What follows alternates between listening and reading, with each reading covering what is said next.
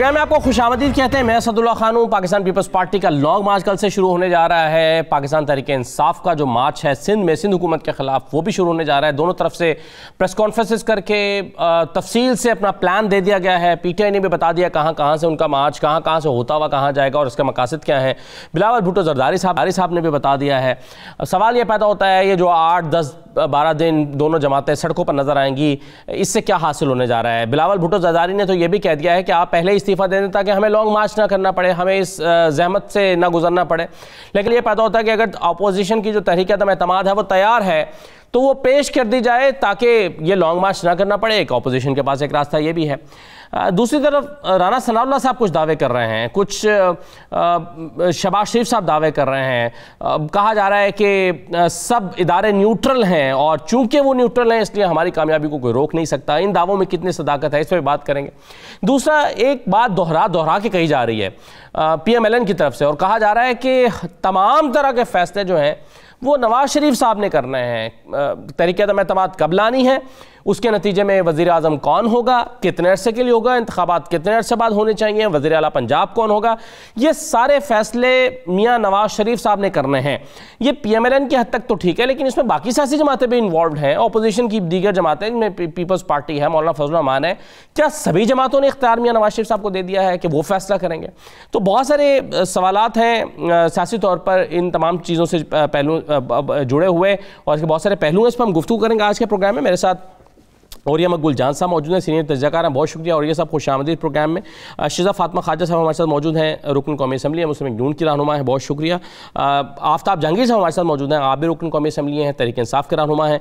और मुझे शैला रज़ा ज्वाइन करेंगी, पाकिस्तान पीपल्स पार्टी के रहनुमा हमारे साथ मौजूद हैं। मैं तमाम मेहमानों को खुशामदीद कहता हूँ। सबसे पहले ये जो बिलावल साहब ने कहा, राना सनाउल्लाह ने कहा, शहबाज शरीफ साहब ने कहा कि इन्होंने मिस कॉल की, उसका कोई जवाब नहीं आया, इदारे न्यूट्रल है, क्या दावे किए जा रहे हैं ज़रा पहले सुनिए, मैं आप फिर सवाल रखता हूँ अपने मेहमान के सामने। जिस सिग्नल की आप बात कर रहे हैं 22 करोड़ आवाम ने ये सिग्नल दे दिया है। सबको न्यूट्रल रहना चाहिए। अगर हमारा इस्टेब्लिशमेंट गैर जानिबदार है तो खान साहब ये अदम एतमाद नहीं जीतेगा। अभी तक हमें कोई फ़ोन कॉल्स नहीं आया। और यह साहब, ये टेलीफोन कॉल्स, ये मिस कॉलिंग, ये न्यूट्रल, ये एस्टैब्लिशमेंट, ये राब्ते, ये जो ऑपोजिशन जो सोच रही है, आपके ख्याल में सही सोच रही है? मैंने दुनिया की किसी पॉलिटिकल पार्टी को इस तरह की गुफ्तगू करते कहीं दुनिया में नहीं देखा। हमारे पड़ोस में लोग हैं, बाहर भी हैं, मुझे समझ नहीं आती क्या सूरत आ रहा है। मतलब अगर इस वक्त फ़ोन कॉल नहीं, अगर हार जाएंगे तो कहेंगे फ़ोन कॉल आ गई थी। पहली बात तो ये है कि अगर आपका घर ठीक है जी, अगर आपके लोग जो हैं किसी फोन कॉल से दबने वाले नहीं हैं, अगर आपके लोग जो हैं वो 2-2 लाख वोट लेके उनकी नुमाइंदगी का दावा करते हैं और उसके बाद कहते हैं कि हमें फोन कॉल आ गई थी, पहली बात तो यह है कि उन फोन कॉल जिनको आई थी और उन्होंने उनके ऊपर अमल करके आपकी पार्टी को नुकसान पहुंचाया, पहले तो उनको दुनिया के सामने नंगा करो कि ये लोग हैं जो फोन कॉलें सुनते हैं, ठीक है। या फिर उसके बाद कह दो कि हम साफ हैं, अब हम खड़े हो जाएं। सियासत में आने का हक, देखिए ना आप, मैं फोन कॉल डरूं, आम आदमी अवाम है तो चलो ठीक है, डर गया। सियासी नुमाइंदा, पब्लिक वोट लेके आने वाला, वो शख्स जिसके पीछे पब्लिक मैंडेट है, वो डरे, उसको कोई हक है पाकिस्तान के अंदर किसी की नुमाइंदगी करने का? मैंने आज बहुत अरसा पहले कहा था, एक बात बताऊं कि इमरान खान जो मर्जी कर ले, अपोजिशन 5 साल पूरे करेगी अपने। तो ये है बुनियादी फलसफा। अच्छा, नहीं, लेकिन डेडलॉक की सी बात है ना, बजाय ऐसा लगता है आप कह रहे हैं ऑपोजिशन 5 साल पूरे करेगी। ये आपने पहले भी कहा, बिल्कुल सही कह रहे हैं आप, पहले कह चुके हैं। लेकिन मसला यह है कि ऑपोजिशन में इसी बात पर डेडलॉक है। PMLN कहती है सोर्सेज के मुताबिक कि फौरी तौर पर इलेक्शन होने चाहिए, पीपल्स पार्टी कहती है नहीं, आप हुकूमत को 5 साल पूरे, ये असम्बली को 5 साल पूरे करने चाहिए।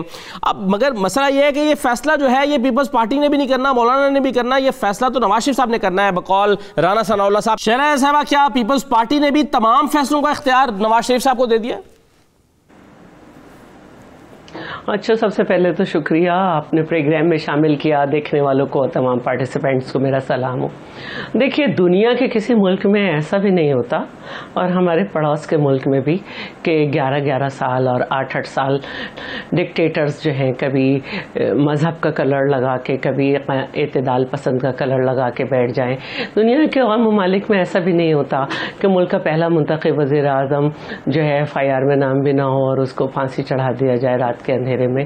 और दुनिया में ऐसा भी नहीं होता कि मुल्क में दो मरतबा की मुंतखब वज़ीर आज़म आए और उसको सिक्योरिटी ना दी जाए और उसको भरी पब्लिक में शहीद कर दिया जाए। ऐसा भी नहीं होता कि सारे अदालतों के सारे कवानीन के माहिर जो हैं वो कहते रह जाएं कि वज़ीर आज़म का घर जाना बनता नहीं था और यूसुफ रज़ा गिलानी का, और उसे घर भेज दिया जाए।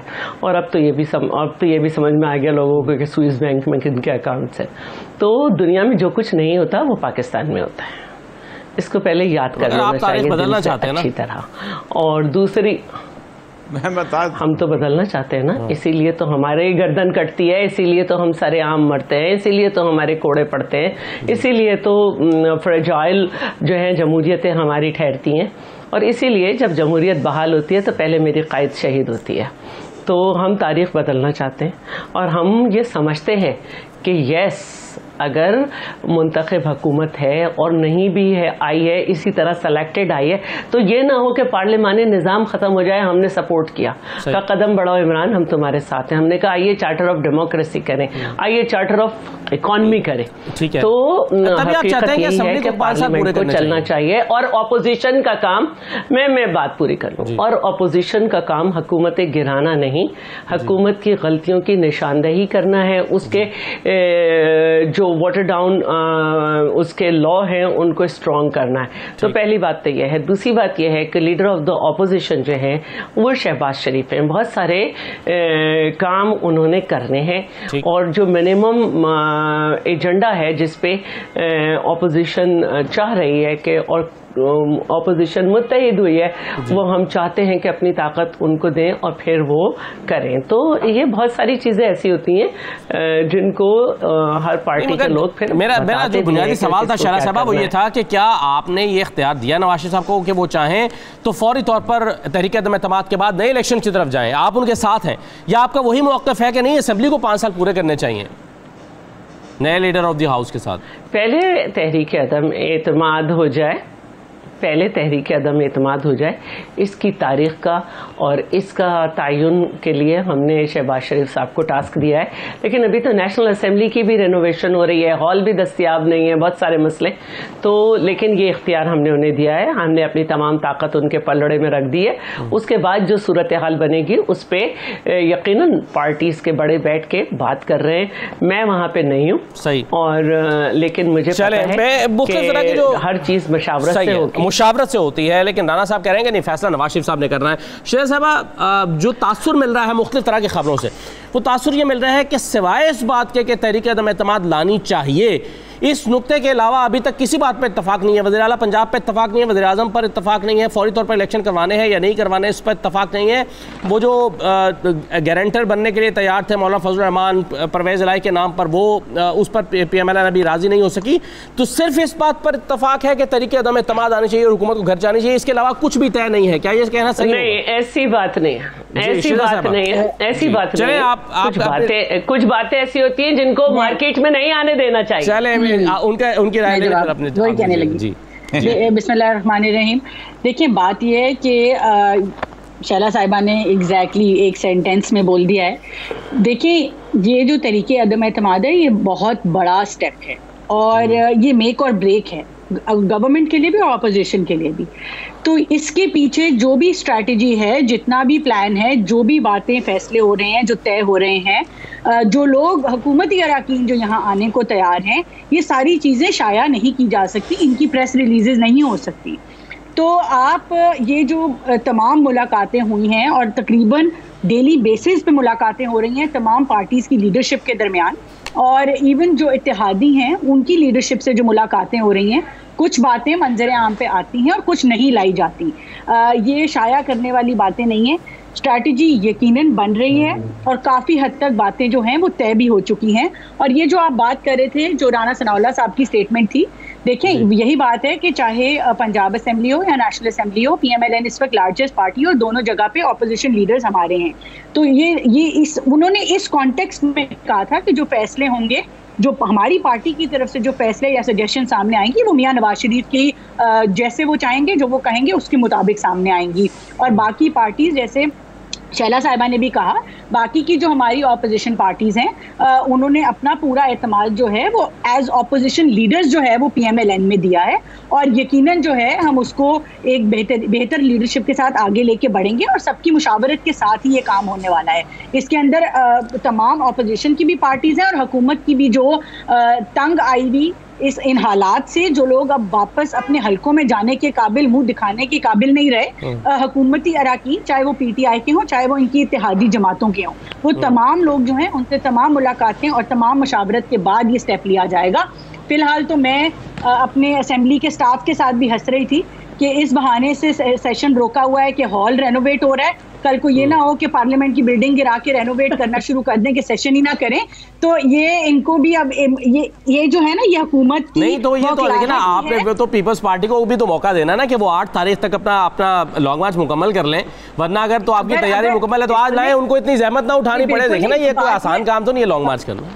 नहीं, बात ये है कि आप भी कीजिएगा, लेकिन बात ये है कि लॉन्ग मार्च वो अपनी पूरी करेंगे। अगर उससे पहले हमें लगता है कि हमारी स्ट्रैटेजी मुकम्मल होती है और हमारी तहरीके अदम एतमाद के लिए हम तैयार हैं, हम करेंगे। मगर वही वही बात आ जाती है, कभी असेंबली का हॉल टूट जाता है, कभी लॉबी टूट जाती है, कभी एंट्रेंस टूट जाती है। और हमारा सेशन, मैं आपको कैलेंडर नेशनल असेंबली का दिखा देती हूँ, 18 को होना था जो कैलेंडर के मुताबिक, फिर 21 को होना था, फिर 25 को होना था, मगर मुख्तलिफ बहानों से जो है वो उसको आगे किया जा रहा है। अब ये OIC तो अभी वो क्यों आगे कर रहे हैं? अभी तो आपकी अपनी तैयारी मुकम्मल नहीं है। देखे ना, अभी तो आपकी अपनी चीजें तय नहीं हुई हुई है। अभी मैं आपको देखिए, वो हमारी तैयारी का तो इंतजार नहीं करेंगे ना, वो अपनी बौखलाहट की वजह से जो है वो सेशन डिले कर रहे हैं। आप जहांगीर साहब से पहले ही जो है वो आगे करे जा रहे हैं। आप हालांकि OIC कोई बहाना नहीं है सेशन ना करने का। 23 मार्च को OIC है, उसमें अभी 1.5 महीना पड़ा हुआ था और इन्होंने उसके चक्कर में जो है वो सेशन डिले करना शुरू कर दिया। सही है। चले आफ्ताब जहांगीर साहब, ये 18 को होना था, फिर वो शहबाज शरीफ साहब ने कहा कि मेरी चूंकि फर्द जुर्म आयत होनी थी, इस वजह से आपने उसको मंडे का कर दिया, फिर वो नहीं हो रहा। तो ये क्या घबराए हुए? राणा सनाउल्लाह भी कहते हैं कि इन्होंने इस्तीफा लिख कर रखा हुआ है और बस वो जिस दिन वो उनके नफ्स जवाब दे देंगे वो इस्तीफा दे देंगे और घर चले जाएंगे। ये क्यों ताखिर हो रहा है सेशन असेंबली का?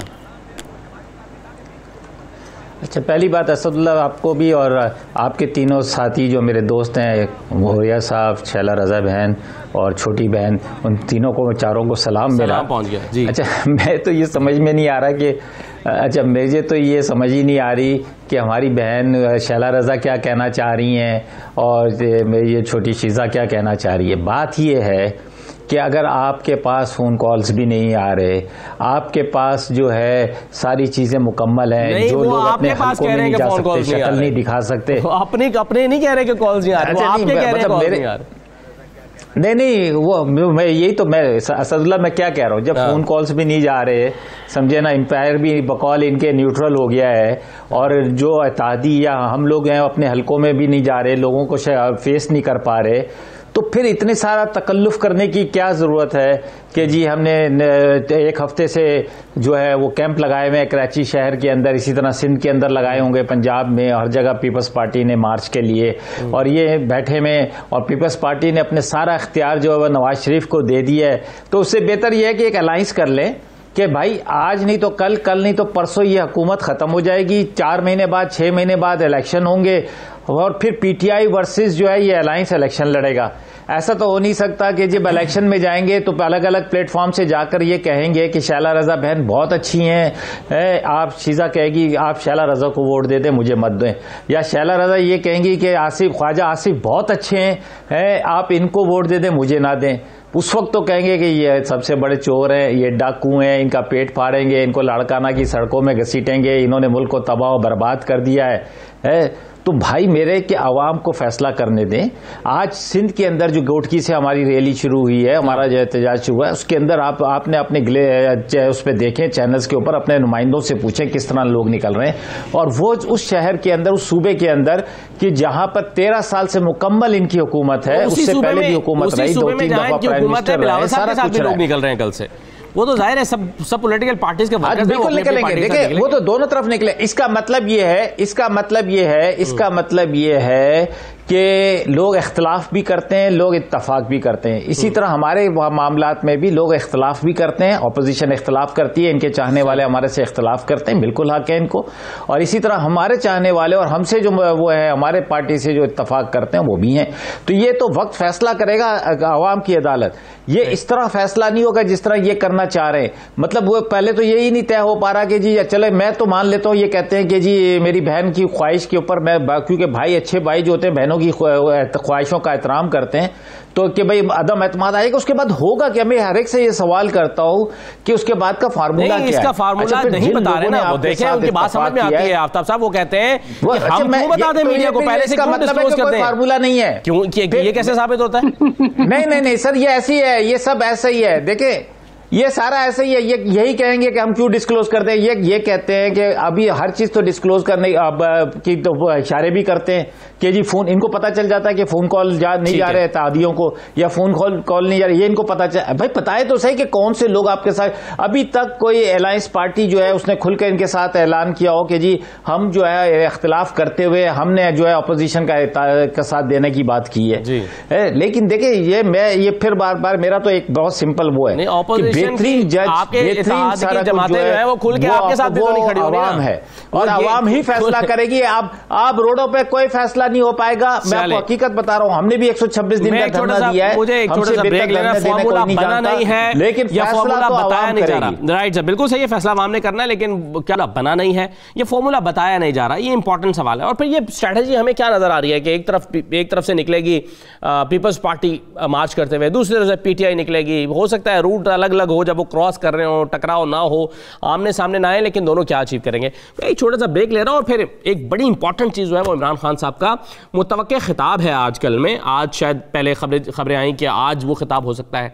फिर कहा गया है पीटीआई की तरफ से कि इंतजार करें, ये तमाम जो चहम गोइयां और अफवाहें हैं ये दम तोड़ जाएंगी, जरा खिताब का इंतजार करें। इससे लगता है कि ये सिर्फ महंगाई या मईशत या ये यूक्रेन की जंग जो है, इस मौजू से हटकर भी शायद इसमें कुछ हो सकता है। इस तकरीर का कंटेंट क्या हो सकता है? ब्रेक लेते हैं, ब्रेक के बाद वापस आते हैं।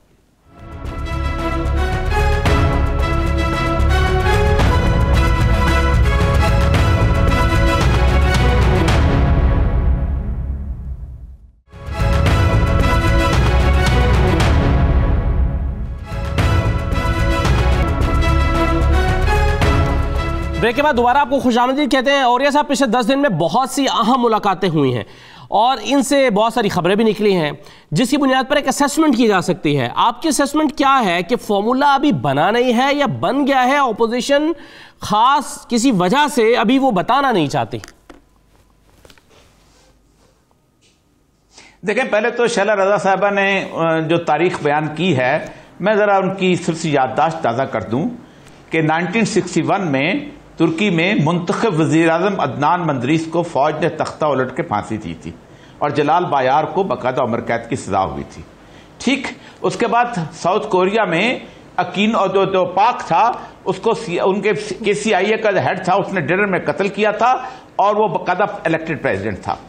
अकीनो जो था वो वहां से वापस आ रहा था, बेनजीर की तरह उसको भी सिक्योरिटी नहीं दी गई थी, वो भी मारा गया था फिलीपीन के एयरपोर्ट के ऊपर। चिली में आलंदे जो था उसको उतारा गया था और पिनोशे वहां पर आया था, फौज का जर्नैल था।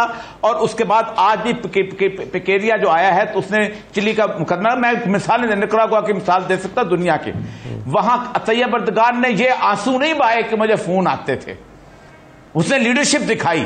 रोज रोज ये गिले नहीं किए कि मैं ये होता था, मैं हमारा गिला ही यही है, फोन आते थे तो बताओ कौन किसको आए, किसने किए, ताकि लोग भी आपके साथ खड़े हों।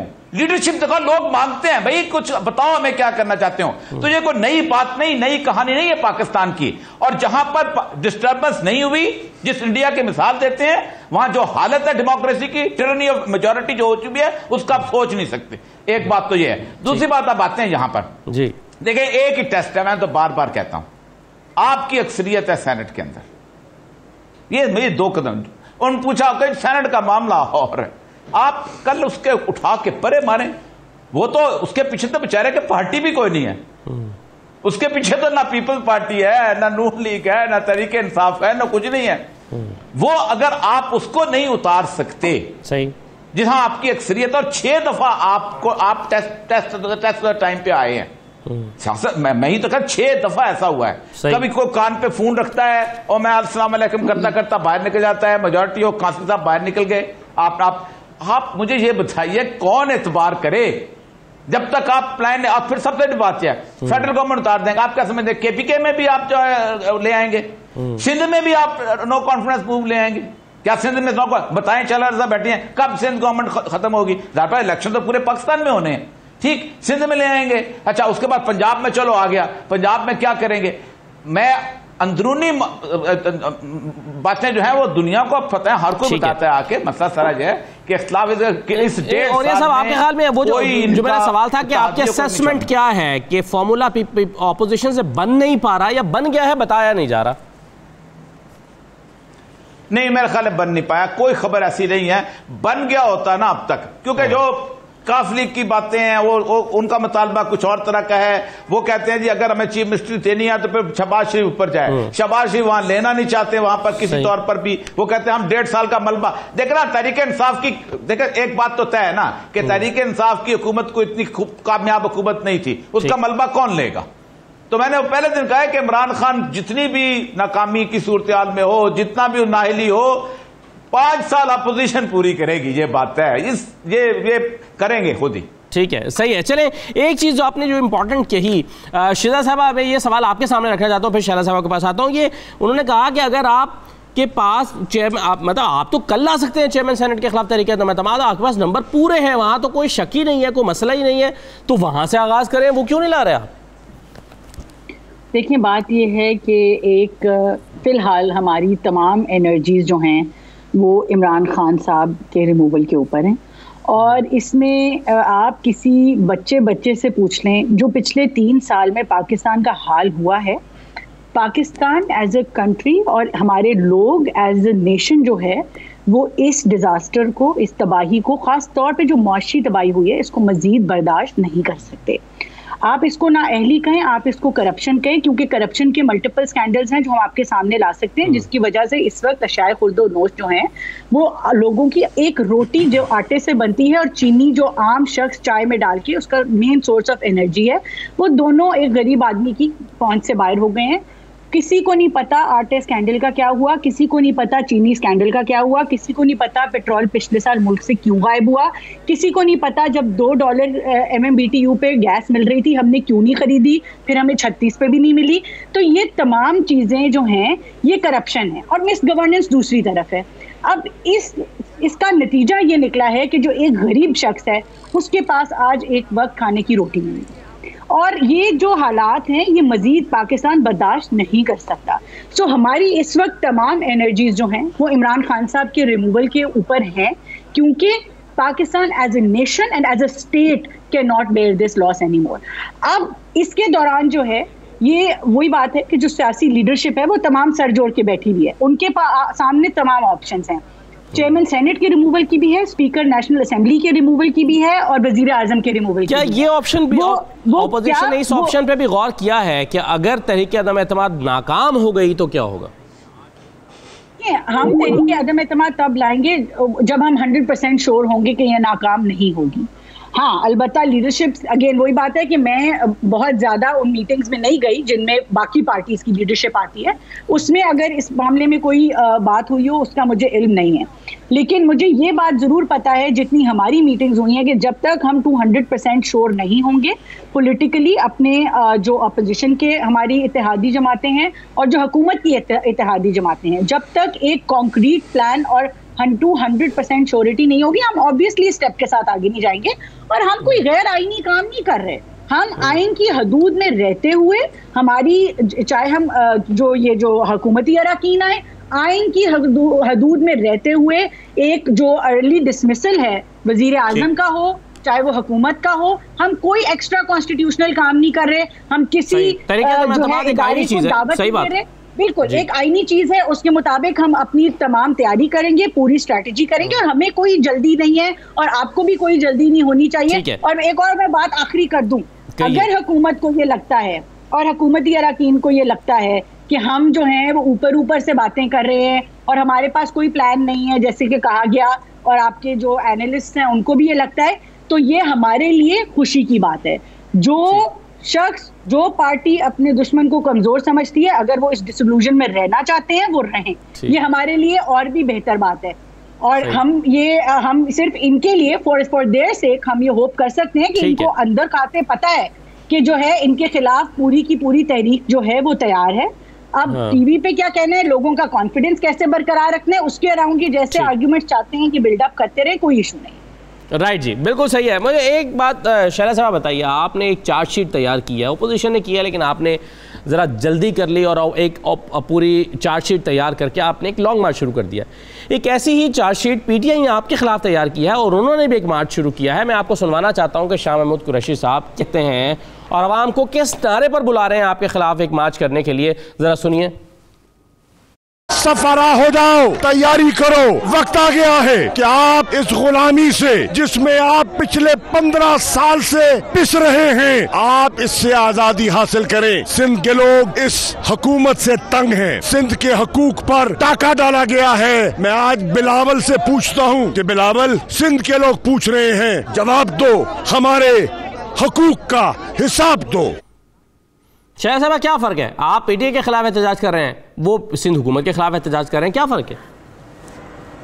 अच्छा, पहले तो मैं ये कहूँगी कि जिन हुकूमतों की मिसालें दी उनमें वो ख़ानदान शायद इस तरह ना खड़े हों जैसे भुट्टो ख़ानदान खड़ा है, लेकिन किसी भी ममालिक में इतनी दफ़ा जो है आइन को सबुटैज नहीं किया गया। अब पाकिस्तान की उम्र देखें और ये सारे मामलात देख लें कि कितने साल जमहूरियत रही, कितने साल क्या हुआ। हम तो अभी भी खड़े हैं, भुट्टो साहब के बाद भी खड़े हुए, बीबी साहिबा के बाद भी खड़े हुए और अब भी खड़े हुए हैं। फ़ोन कॉल्स आमिर लियाकत को और पीटीआई के लोगों को आ रही हैं और शिकवे भी उन्हीं को हैं। अब रही दूसरी बात, देखिए ये इनका डेमोक्रेटिक राइट है कि अगर वो समझते हैं कि हुकूमत के खिलाफ सिंध की कुछ करना चाहते हैं तो करें, लेकिन पहले हमें तो बता दें कि ये जो फरवरी का महीना है इसके 15 दिन के शेयर जो है वो 35 अरब बनता था, इन्होंने सिर्फ 3 अरब दिया है। तो हकूक के सिंध की बात बिल्कुल करें, मांगना चाहिए। 161 अरब रुपए कराची के लिए इन्होंने ऐलान किया था, आज तक नहीं दिए। हकूक सिंध की बात है, बिल्कुल ये इन्हें निकालना चाहिए। और है ना, K4 जो है वफाक और सूबे का 50-50% का है। 2 साल से पीटीआई ने इसको कबूल ही नहीं किया, अब कहते हैं हम कर देंगे। तो हकूक सिंध की बात है, उसका फंड देना चाहिए। इसके अलावा जो है 83.8 बिलियन जो है वो पिछले साल बजट के वक्त कम था। हकूक सिंध की बात है, मांगना चाहिए सिंध की पीटीआई के लोगों को। और इसके साथ साथ ये कहना चाहिए कि गंबट में अब तक 550 से ज्यादा फ्री लीवर ट्रांसप्लांट हुए हैं। हकूक सिंध की बात है, बंद करना चाहिए। NICVD इतने खुले में लोगों के फ्री इलाज हो रहे हैं, बंद करना चाहिए। गामा नाइफ एशिया के 17 ममालिक में, जिसमें सिर्फ सिंध में 2 है, तीसरा लगने वाला है, बंद करना चाहिए। अवाम को सहूलत नहीं मिलनी चाहिए, हकूक सिंध की बात है। और इनके तो नजदीक हकूक ये है कि पाकिस्तान में अदरक पहली दफा यही बोरे। तो हमें भी पता है कि पंजाब में कितनी खवातीन जो है इन 3 साल में जो है किडनैप हुई, कितनी हुई। परसों ही खबर लगी है, कल खबर लगी है, कल के अखबार में रिकॉर्ड है। ये सिंध में अभी 2 हादसे हुए, ये सब बोलने लगे। मैं इन मौजूद पे सियासत नहीं करना चाहती क्योंकि ये हमारी सोसाइटी के नेगेटिव पहलू हैं, लेकिन ये इस पे भी करते हैं। तो बहुत अच्छी बात है कि सिंध के हकूक की बात कर रहे हैं। हम तो खुद करना चाहते हैं, हमने 50 से ज्यादा डैम बना दिए। तो सिंध के हकूक की बात होनी चाहिए कि ये सिंध को ना उसका वाटर रिकॉर्ड से तयशुदा एग्री वाटर देते, ना ही डेल्टा वाटर देते। हमारी ज़राअत और आबादियां उजड़ रही हैं, हकूक की बात करनी चाहिए। हम सपोर्ट करते हैं इनकी रैली को। सही है, लेकिन एक दरख्वास्त सही आप कह रहे हैं कि आप इनके इत्तेहादी ने एक दरख्वास्त करती हूँ, एक दरख्वास्त करती हूँ, प्लीज एक दरख्वास्त करती हूँ, क्योंकि आफ्ताब जहांगीर मेरे भाई हैं, रात यूनिवर्सिटी रोड पर आपसे हमारे झंडे बर्दाश्त नहीं हो रहे, आपके लड़कों ने क्या हरकत की, और एक की तो वायरल हो चुकी है कि उन्होंने नौजवानों को तंजीमी तरबियत देनी है, डिस्ट्रिक्ट सेंट्रल से झंडे उतारो, उन्होंने भी आपकी सब बातों का जवाब आफ्ताब जहांगीर साहब से लेते हैं। बेटे मरने नहीं चाहिए। मुझे एक छोटा सा ब्रेक लेना है, मैं ब्रेक के बाद वापस आ रहा हूं, आप इन सारी बातों का जवाब दीजिएगा ब्रेक के बाद।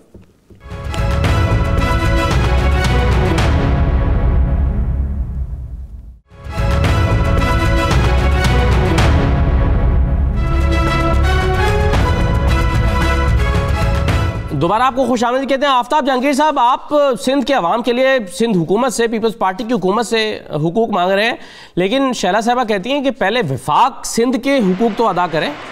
अच्छा असदुल्ला भाई, ज़रा पूछना मैं चाहता हूँ शैला मेरी बहन से कि क्या ये 3 साल के अंदर ये हुकूक चाहिए इनको वफाक से, या इससे पहले जो पिछले 5 साल गुजरे हैं जिसमें नून लीग की हुकूमत थी और उससे पहले पीपल्स पार्टी की हुकूमत थी, तो उन्होंने क्या पूरे हकूक़ अदा कर दिए थे? नून लीग ने अदा कर दिए थे पूरे हकूक़, पूरे फंड्स रिलीज़ कर दिए थे और सारे इनके मसाइल हल कर दिए थे? तो अगर वो कर दिए थे तो वो काम कहाँ नज़र क्यों नहीं आता कराची के अंदर? वो काम सिंध के अंदर क्यों नहीं नज़र आता? वो K4 का मंसूबा क्यों नहीं मुकम्मल होता? वो ग्रीन लाइन क्यों नहीं मुकम्मल होती? वो ये दूसरी जो चीज़ें अभी इन्होंने मेरी बहन ने गिनवाई हैं वो क्यों नहीं नज़र आती? पंजाब की ख़वातीन की तकलीफ़ तो नज़र आती है, लेकिन वो जो मेडिकल कॉलेज की लड़कियों की खुदकुशी क्यों नहीं नज़र आती इनको?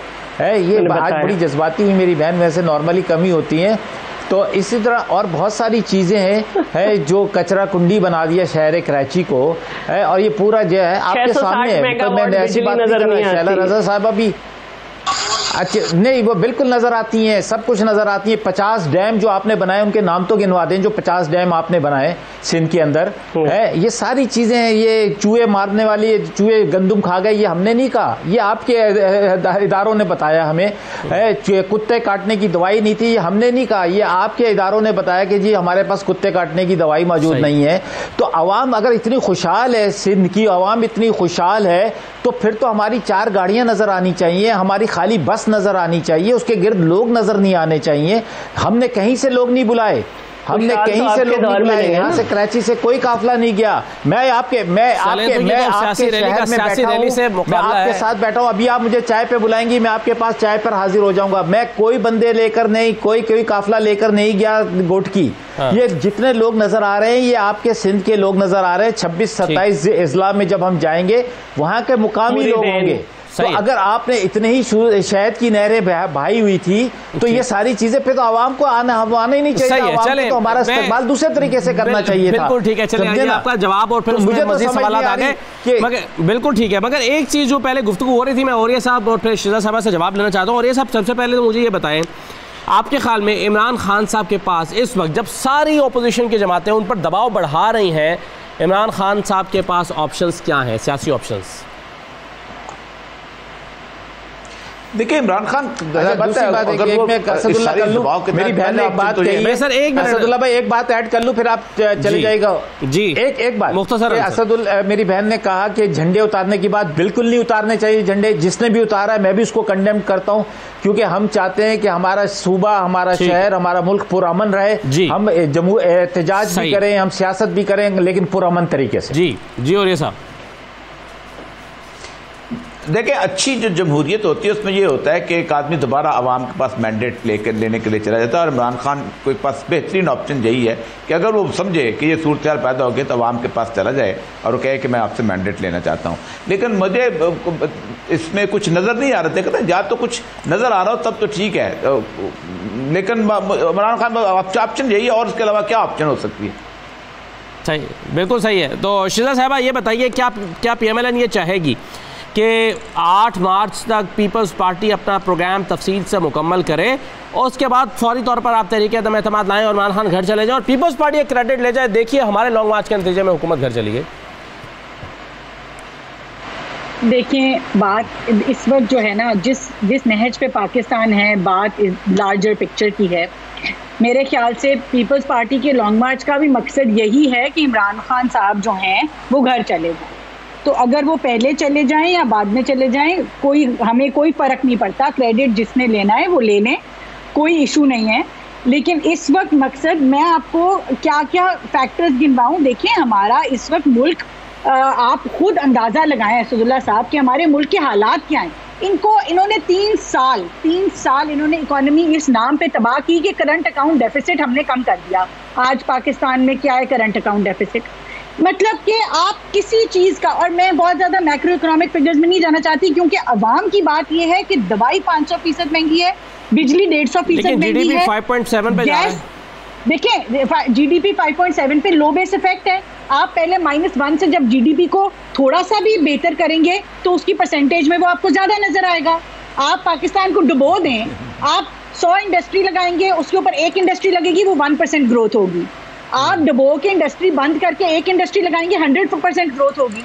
आप लो बेस इफेक्ट पाकिस्तान डुबो के आप लगा रहे हैं, आपको दुबई तो आपने थी ना हमारी, हम तो कंसिस्टेंटली हमारा जीडीपी ग्रोथ हुई थी, कंसिस्टेंटली हम 3% पे आए थे, और अब इनके जो रिवाइज्ड एस्टिमेट्स हैं उसके मुताबिक 6.1%। लेकिन ये भी एक मसला है ना जी, लेकिन मसला ये ना कि इन्फ्लेशन जो है ना वो पूरी दुनिया में एक, देखिए ना आप यूरोप में जो रिकॉर्ड इन्फ्लेशन है, यूके में रिकॉर्ड इन्फ्लेशन है, कनाडा में है। बात ये है रिकॉर्ड इन्फ्लेशन अगर है तो उनके आप पाकिस्तान को इस वक्त जो फर्स्ट वर्ल्ड कंट्रीज है, पहली बात है उनके साथ कंपैरिजन ना करें। दूसरी बात यह है कि इनके बुरे फैसलों की वजह से आईएमएफ के पास लेट जाने, सिर्फ अपनी जिद में आईएमएफ के पास लेट जाने की वजह से इनके हाथों से पाकिस्तान की करेंसी निकली है। डॉलर जो आपका रुपी डी वैल्यू हुआ है। लेकिन अगर आप इतनी अच्छी मैसेज छोड़ के गए थे तो फिर आप ये क्यों कह रहे हैं कि इनको फौरी तौर पर जाना चाहिए था? देखिए मेरी बात सुने, जो नहीं, दूसरा असद इन्होंने खुद खड़े होकर तकरीर की कि माशी सूरत-ए-हाल बहुत खराब है, आए मिलकर जो है साथ चलते हैं। इन्होंने खुद, शहबाज शरीफ ने कहा कि हम जो हालात छोड़कर जा रहे हैं वो इतने बुरे हैं, आए मिलकर इस हालात को बेहतर हो गया। मैं मेहमानों को शुक्रिया अदा करना चाहूंगा, और ये सब आपका शैला रज़ा साहब, आफ्ताब जहांगीर और फातिमा साहब, आपका प्रोग्राम में शिरकत करने का शुक्रिया। इजाज़त दीजिए, अल्लाह हाफ़िज़।